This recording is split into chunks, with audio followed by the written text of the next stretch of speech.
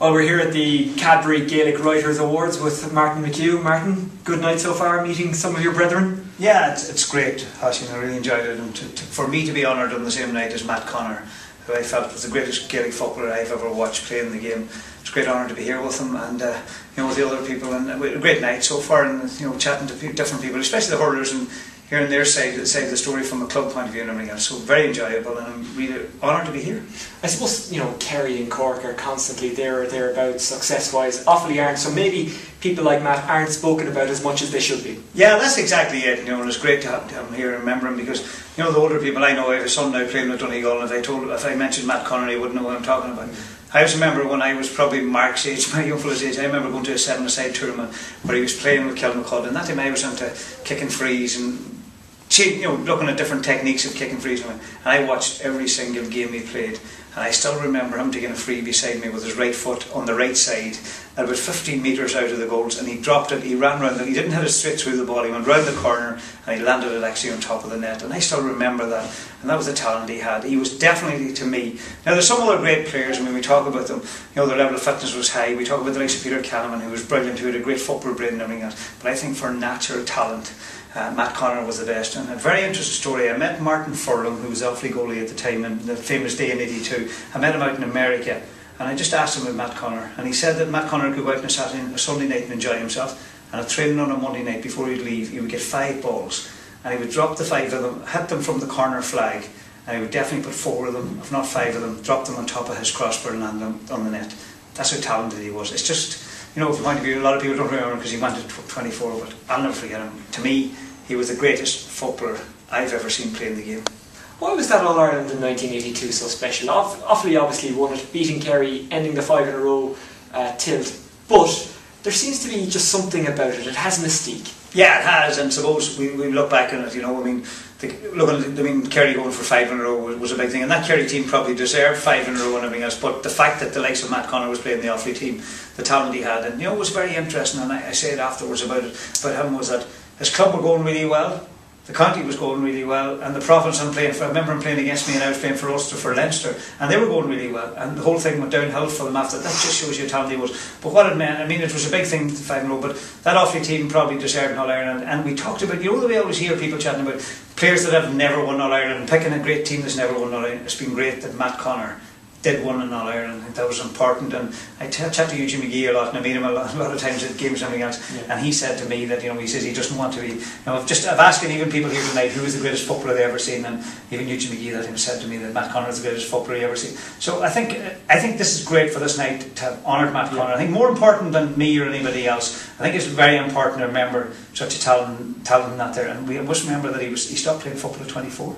Championship coming up very soon, Donegal, one of the first counties out. How do you rate their chances? Yeah, well, I think looking at Ulster and being serious about it, I think Ulster's not as competitive as it was, when you had Armagh and Armagh and Tyrone doing well. I think is it since 98, no other team, although Derry won in 98, no other team other than Armagh and Tyrone have won the Ulster Championship in 98. Now Tyrone have won the last 2 and a canter. From Donegal's point of view, I think we still have a big 3. We have Armagh, Tyrone and Down and Ulster, and probably Donegal are in the group after that. That's the way I feel. They've had a good year so far. I think it's important. I think we look at it, I think that in the past, suppose from an Ulster point of view, you had Armagh and Tyrone were in the top 3. Now the top 3 are Kerry, Cork and Dublin, and we're probably down number 4, and maybe Tyrone coming after that. So Ulster Championship is different. How I rate Donegal's chances? I think that Antrim will be a tough game in the first game. You have Cavan after that. They're going to be tough enough if they're lucky enough to beat Antrim. So the Ulster Championship is very wide open. I think it's really wide open. The fact that Joe McMahon has a broken jaw, won't play. Justin McMahon's only back playing for Tyrone. Have they got the hunger there and anything else? The Down Armagh game is going to be very important. Derry without Paddy Bradley, so it's going to be important. Donegal. I think that if Donegal can get to the bank holiday weekend, whatever way you get through the back door or the front door, doesn't matter. That'll be important for them, and we'll have a good year. The fact we've got promotion in 1 Division 2. Let's go from the north to the south. Cork, with respect to the counties, they're playing relatively uncompetitive matches before presumably they get to the Munster final, unless we see the shock of all shocks, where they will again presumably play Kerry. Is it a bad thing for Cork and Kerry that they will have to wait that long for a very serious match, with the greatest respect to the counties they're playing. Yeah, it's interesting, I suppose. I was talking to Liam O'Neill at the table tonight. Now, I know he's going to be the incoming president and everything else. Now, I was saying to Liam, I think it's time we done away with the provincial championships. Now, a lot of people wouldn't agree with that. I really believe it's time to do away with it from a GAA point of view. I think we should have 8 groups of 4. And I think that would be better, and I think we should seed them in the league. So the top 8 teams in Division 1, which leaves the league more important. Our crowds have been down this year in the league, and I think that would help the league. And I think looking at that there, but going back to answering your question about Kerry and Cork, I feel that, yeah, they're two of the top teams. The back door is the best way to go, is the back door or the front door. Kerry found out last year, maybe, and Cork found out the year before, that maybe the front door is not the right way to go. You're better maybe sometimes going through the back door, and I think teams are looking at that there. I think that maybe Armagh, Tyrone, definitely Tyrone would be better going through the back door. Now, they mightn't agree with that. Suppose you have to go out to one every match. But I think when we look at it like that, the provincial championships doesn't mean a whole lot anymore. So the provincial final, and it just depends on which way you want to go. And I think they'll treat it, both teams, as a good match, a good competitive match, and then look at it after that, if you go the back door or the front door, whatever way they go. So looking at it, I think Cork, and a lot of people are talking about them after the Dublin game, I think they've got to look at themselves. If I was Conor Coonan, I would be assessing the game when I was 8 points down. Not saying, right, we're great, finished the game and everything else, when Bernard Brogan went off and Jeremy Connolly was taken off, whatever. I think they look at it, they have to say to themselves, why were we 8 points down? And I think Graham Canty was one of the reasons they were 8 points down. They don't have that spiritual leader, the man to lead them from defence. So I think Cork still have a look at it. And sometimes when you won a match, you don't look at the situation as good as you would if you lose the match. So it's an interesting year ahead. It's very open. It is open. I think we have the big 3. And I still think Dublin's in that big 3. Can Kerry get their midfield sorted out and everything else? That's something I want to concentrate on. Darragh O'Shea is gone, David Moran is injured, so they might be in a little bit of trouble, but we've learned in the past, if you doubt Kerry, they can surprise you. Paul Galvin, of course, may miss the first couple of games. Yeah, it's exactly right. The midfield's very important, and Darragh O'Shea, we know now how important he was to Kerry.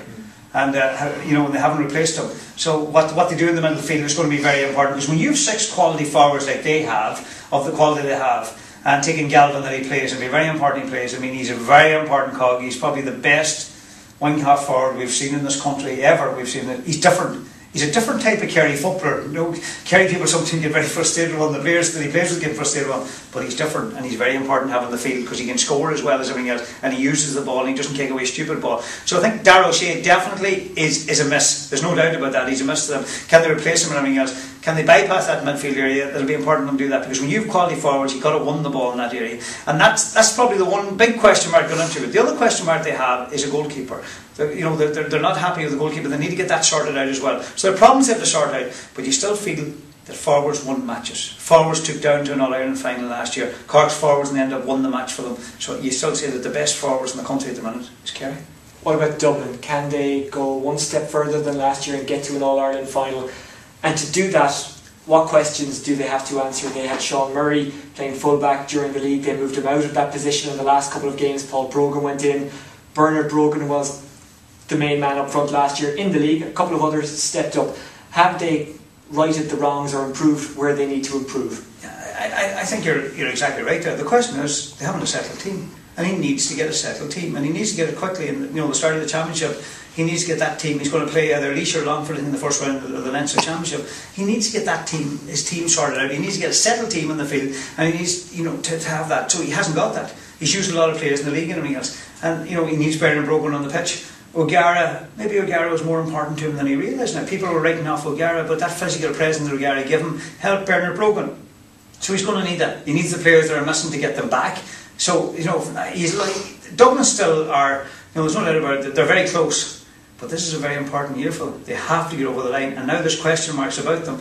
And the thing about them is, have they got that doubt in their mind? Because when you look at it this last couple of years, hammered by Kerry, hammered by Tyrone, a game they should have won last year against Cork and finished Cork, didn't win it, and a game in the National League against Cork when they were 8 points up and didn't put them away. So that question mark is there. So yeah, it's a very big year for Dublin. It'd be probably good if Dublin won the All-Ireland from GAA point of view. I think they're very, very close. I think they're closer than people think, and I wouldn't write them off. Who knows, maybe they could do a double this year in football and hurling. Just before I let you go, pick me the All-Ireland winner and a surprise package. I think the All-Ireland winner would be Kerry. As easy. Suppose people, if somebody said to you, give me your last pound and you want to put it on some team, you put it on Kerry, because that's the easiest bet to do, the easiest thing to do in Gaelic football. You're really playing the odds on that. Yes, one, yeah. The surprise package would be Mayo. It's interesting. He's changed. He's got rid of a lot of players in Mayo. He's changed it. I think Mayo will be a surprise package this year. Do Down have a chance? Down have a chance, yeah. When you're forwards, you have a chance. There's no doubt about it. Down are the best team in Ulster.